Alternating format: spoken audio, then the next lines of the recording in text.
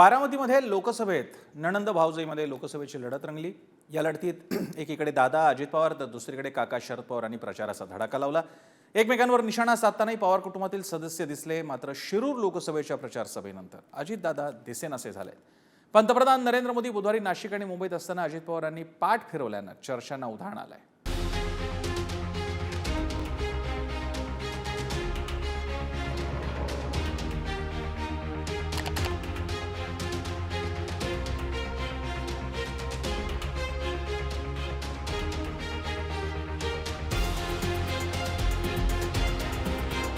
पंतप्रधान नरेंद्र मोदींची नाशिकमधील सभा असो व कल्याणमधील सभा अथवा मुंबईमधील भव्य रोड शो,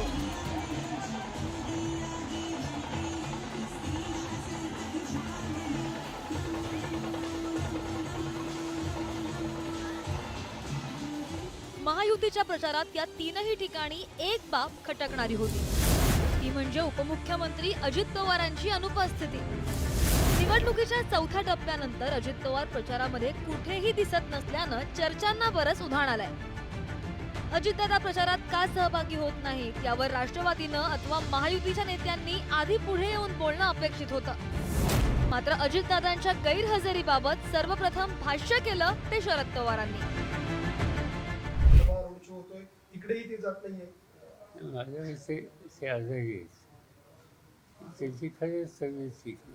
निवडणुकीच्या धामधुमीमध्ये त्यांना थ्रोट इन्फेक्शन काही प्रमाणात झालेलं आहे आणि त्याच्यामुळं ते इन्फेक्शन इतरांनाही होता कामा नये, कारण अजून मोठ्या नेत्यांना इतर ठिकाणी प्रचाराला जायचं असतं। ते व्हायरल इन्फेक्शन असतं, त्यामुळे त्या ठिकाणी ती काळजी घेतली जाते। डॉक्टरांचा सल्ला त्या ठिकाणी मिळाला की निश्चितपणे कदाचित उद्या किंवा परवा ते उद्याच्या प्रचारापासूनच ते उद्या सहभागी होतील असं त्या ठिकाणी माहिती आहे।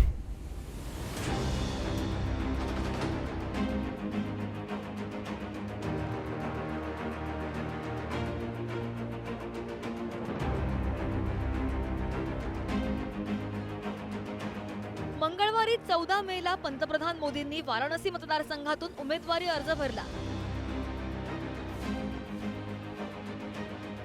त्यावेळी राष्ट्रीय लोकशाही आघाडीच्या घटक पक्षांचे नेते उपस्थित होते, पण अजित पवार तिकडेही उपस्थित नव्हते।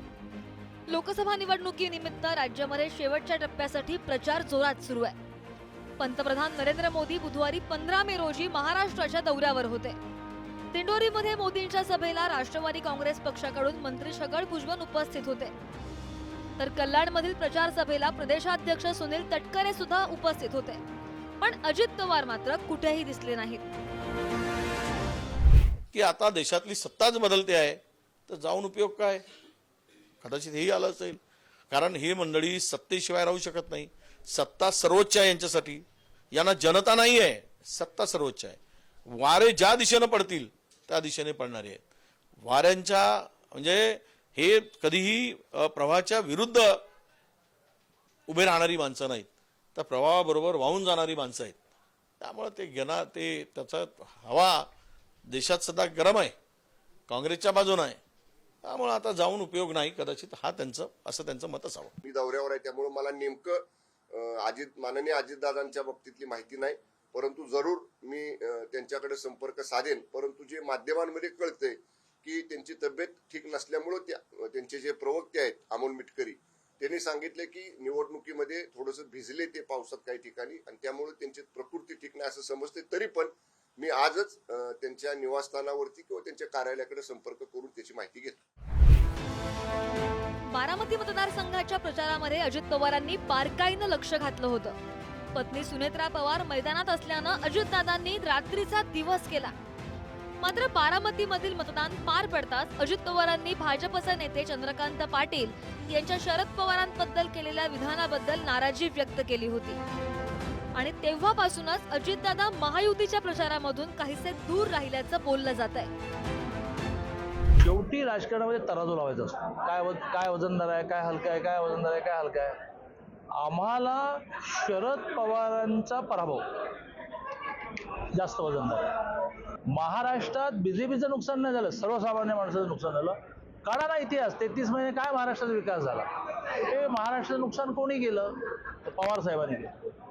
केंद्रामध्ये आम्ही तुमच्याबरोबर सरकार महाराष्ट्रात करतोय म्हणून माझ्या दोन सगळं जग मानणाऱ्या नेत्यांना जुळवत कोणी ठेवलं? पवारांनी ठेवलं. पण आज मला त्या पवारांचा हिसाब चुकता करण्याची संधी मिळाली आहे. आम्ही चंद्रकांत दादांना म्हणालो की दादा तुम्ही आपलं पुण्यामध्येच बघा काम, मी काय असेल ते बारामतीत आमचे कार्यकर्ते बघतील. त्यांनी ते बोलायला नको होतं, परंतु शेवटी ते का बोलून गेले आम्हाला माहिती नाही. पण नंतर त्यांनी अवाक्षर देखील काढलं नाही आणि ती निवडणुकीत पवारसाहेब उभेच नव्हते, तर पवारसाहेबांचा पराभव करण्याचा प्रश्न येतो कुठं? नाही, बोलले ते चूक आहे, मी मान्य करतो ना.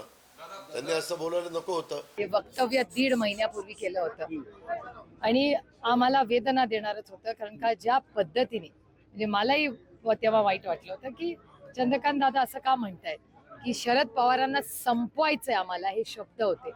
आणि 1 महिन्यात कोणीच काही बोललं नाही त्याच्याबद्दल. 1-1.25 महिना झाला या गोष्टीला. की सत्तेतले लोक जेव्हा बारामतीत येऊन म्हणतात आम्हाला शरद पवारांना संपवायचंय, हे खूप दुर्दैवी होतं आणि लोकशाहीमध्ये हे मला तरी योग्य वाटतं. अजित पवारांचा आजारपण हा नेहमीच राज्याच्या राजकारणात चर्चेचा विषय राहिलाय. गेल्या वर्षी जुलै महिन्यात सत्तेत सहभागी झाल्यापासून अजितदादा 3 वेळा आजारी पडले. सप्टेंबर महिन्यात मराठा आंदोलन पेटलं असताना सुद्धा अजितदादा आजारी होते. त्यानंतर ऑक्टोबरमध्ये थ्रोट इन्फेक्शनमुळे अजितदादांनी दिल्लीला जाणं सुद्धा टाळलं होतं. तर नोव्हेंबरमध्ये अजितदादांना राजकीय डेंग्यू झाल्याचं बोललं गेलं. त्यामुळे जेव्हा जेव्हा अजित पवार आजारी पडतात तेव्हा ते नाराज असल्याच्या चर्चा रंगतात. आता पुन्हा एकदा अजित पवार आजारी पडल्यानं तर्कवितर्क लढवले जात आहेत. ब्युरो रिपोर्ट, पुढारी न्यूज.